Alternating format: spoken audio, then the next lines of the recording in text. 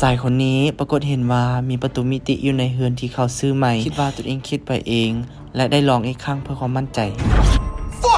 Holy shit! Shit.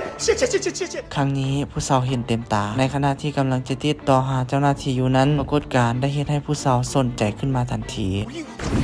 Oh, wow! Why did you do that? It could be dangerous. You seem fine, it's fine. Lady, it is not fine. Shit. I gotta call the landlord.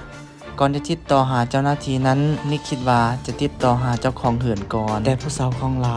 บ่มีความตื่นตระหนกจักเม็ดเลยและเห็นว่าปรากฏการณ์ดังกล่าวเป็นปรากฏการณ์ที่มหัศจรรย์หลายเพราะฉะนั้นถือเอาเวลาที่นิกกำลังโทรศัพท์อยู่เราได้เอาสิ่งของหลากหลายอย่างมาลองแล้วลองอีกนิกเตือนผู้สาวว่าบ่ต้องลิ้นเดี๋ยวเกิดหยังขึ้นมาแล้วมันบ่ดีผู้สาวคิดดื้อสัมผัสบ่ฟังเอาสะก้อนมาติดฝาเอาน้ำสีมาพ่นใส่มันอีกแต่ครั้งนี้ได้เฮ็ดให้2คนเห็นว่าประตูมิติมีความชัดเจนยิ่งขึ้นผู้สาวลงมักสิ่งนี้เป็นอย่างยิ่งแต่นิกบ่คิดแนวนั้นดีที่สุดแมนทอนตัวทอนใจบ่เซาเหือนนี้ซะเพราะมันอันตรายถึงชีวิตของแต่ละคนแต่ผู้สาวปฏิเสธและบอกว่าค่าเช่าราคาถูกและยังมีเซอร์ไพรส์ที่บ่สามารถเอาเงินซื้อได้ตกแต่งให้มันงามกว่านี้แล้วไลฟ์สดอีกบ่โดนเฮาก็จะกลายเป็นคนดังในโซเชียลมีเดียแต่นี่ก็ยังบ่เห็นดีคือเก่าเพราะว่าสิ่งนี้บ่เคยเห็นมาก่อนและมันบ่แน่ว่าจะเป็นของดีเกิดอีหยังบ่ดีขึ้นมาแล้วเฮาจะบอกพ่อแม่ว่าจังไดแต่ผู้สาวบอกว่านิกเป็นคนขี้ยาน You're a coward.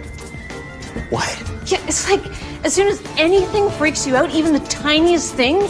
you run away. This isn't the tiniest thing. This is some freaking Doctor Strange shit. What are you talking about? I'm talking about camping. What? ผู้สาวโมโหทั้งจมทั้งยังคำประตูซ้ำแล้วซ้ำเล่าและวินาทีต่อไปให้ไปยังลึกลับ That's right in front. No. Fuck. บาทนี้ได้เฮ็ดให้นิกตกใจเป็นอย่างยิ่งและบ่ฮู้ว่าสิเฮ็ดแนวใดที่จริงอยู่ในเฮือนประตูแบบนี้บ่ได้มีแต่ประตูเดียววินาทีต่อไปนิกได้รวบรวมความกล้าหาญเพื่อผู้สาวของตนเองและลุยเข้าไป